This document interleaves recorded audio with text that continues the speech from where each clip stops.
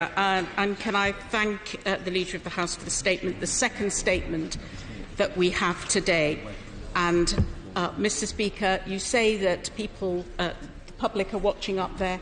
They're actually watching throughout the world at proceedings that go on here. And they will know that none of us on this side, not any honourable members, have received a copy of this motion. I came into this chamber 10 minutes early before proceedings were about to start, and it still wasn't in the table office. So it's right that my honourable friend from Rhondda has asked for it to be read out as though it's a bedtime story. But, Mr. Speaker, the treatment of this House is absolutely disgraceful. Members are going about their business and they've been told they have to come back for tomorrow's motion. Can I just carry on first? This underlines the disrespect for this House of Commons and for Parliament.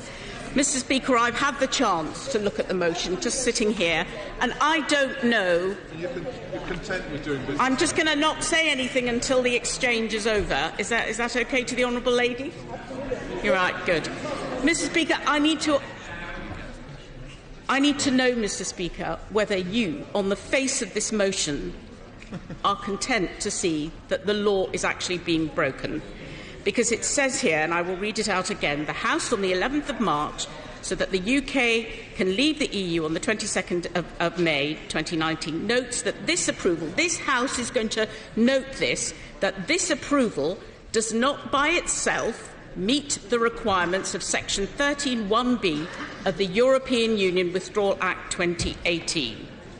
And resolves that it is content, and honourable members need to know that they are signifying their content to proceed to the next steps of this process, including fulfilling Section 13 of this Act, even though it does not comply with the section of the Act.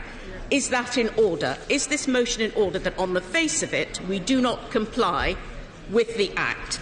Mr. Speaker, the Shadow Secretary Shadow Secretary of State for Brexit, for exiting the EU, has made it consistently clear that he does never want the separation of the withdrawal agreement and the political declaration.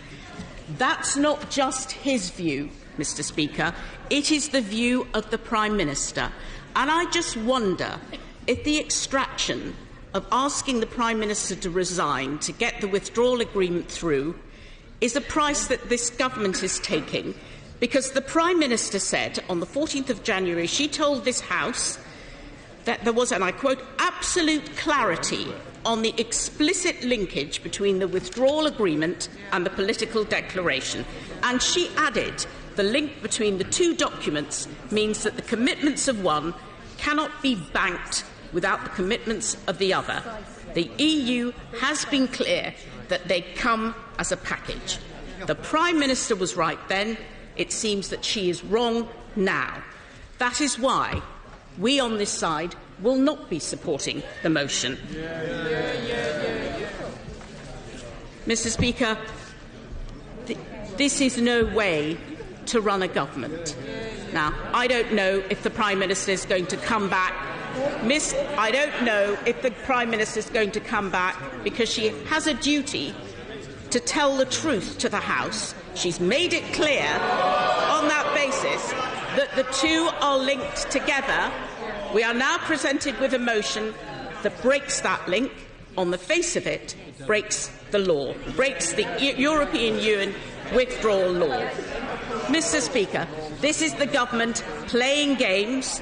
Parliament, our constituents, future trading partners and the country will not countenance this.